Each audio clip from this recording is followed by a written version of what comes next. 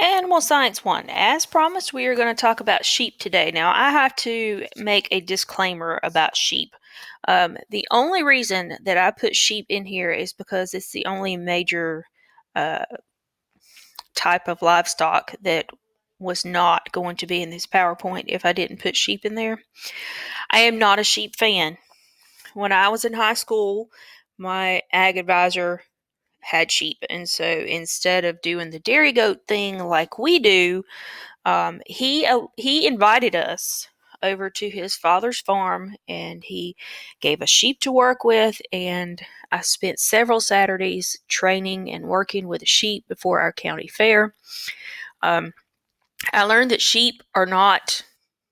I mean, they're kind of sweet, but they're not the brightest animals in the world. And so my sheep was doing okay. I was learning to work with it. It was not the biggest sheep. I knew it wasn't going to win.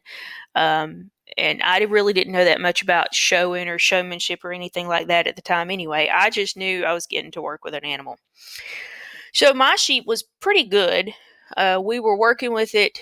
We get to the end, and it's time to give him a treat. And so I reached down into the bucket to get my sheep a treat. And out of nowhere, I have this giant headache because somebody else's sheep tried to use me as a hurdle, and they didn't make it all the way over. So I had a sheep that tried to jump me and kicked me in the head.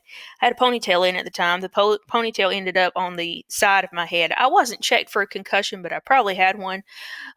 So that's why I've kind of vowed to not really do the whole sheep thing here. So, it's not that they're not sweet animals, but I, I just that experience just didn't do much for me. So, we are going to talk about a few breeds of sheep. The problem with a lot of these sheep breeds is, to me, they look very, very similar. So I've only got 4 in here that I picked for you to learn, because I thought these 4 might be a little bit easier than some of the other ones, because they do have very distinctive appearances. So the first one is the Dorper, and this is just a massive looking boy. He's got this dark head down to his neck, very, very muscular animal.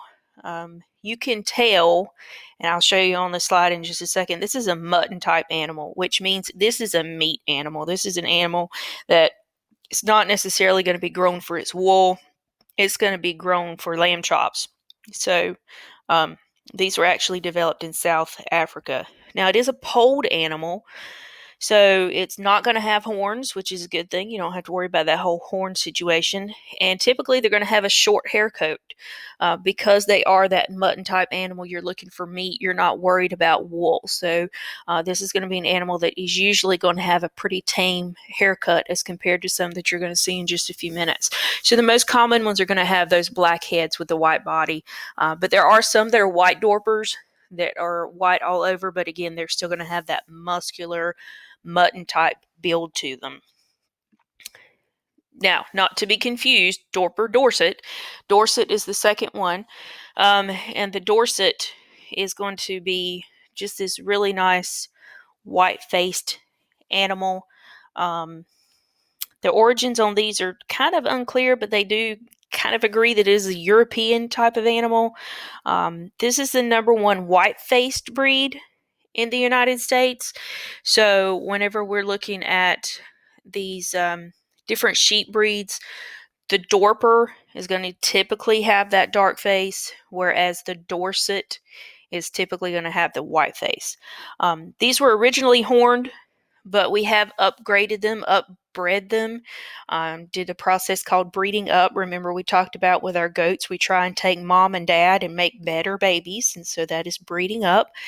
And we have created polled animals. They were originally bred at NC State, so there's a kind of a shout out to my alma mater, but NC State has kind of created these polled Dorsets, which just, it takes a step out of the process. It keeps you from having to dehorn them later on.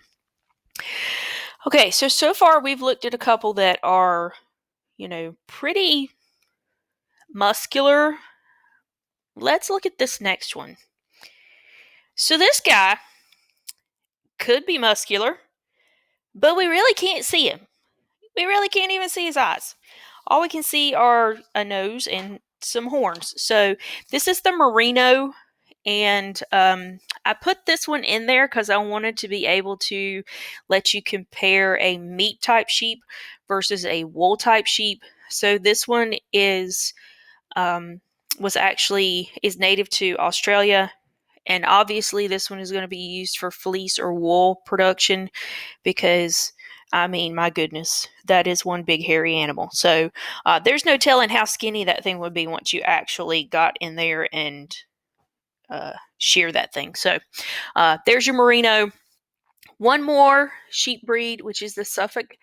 And the reason that the Suffolk is in here, and it does kind of look a little bit like the Dorper because it does have that dark face to it, but it doesn't actually extend as far down into the neck as the Dorper does. Um, this one was actually created in England, and so it was a crossbred breed that was created and then imported into the United States. But right now, this is actually the most popular breed of sheep in the United States, so that's why this one is in there for you to be able to recognize and be familiar with. And this one would actually have some wool and some mutton to it as well. So a little bit of each. They are not as short haired as the Dorper, but it is going to still be a mutton type animal. So next time we will be looking at my favorite, and that will be dairy goat breeds and some other types of goat breeds. And so we will be taking a look at some of the things we have and the differences between our goats and some of the other goats that we see in the dairy goat world. So I will talk to you soon.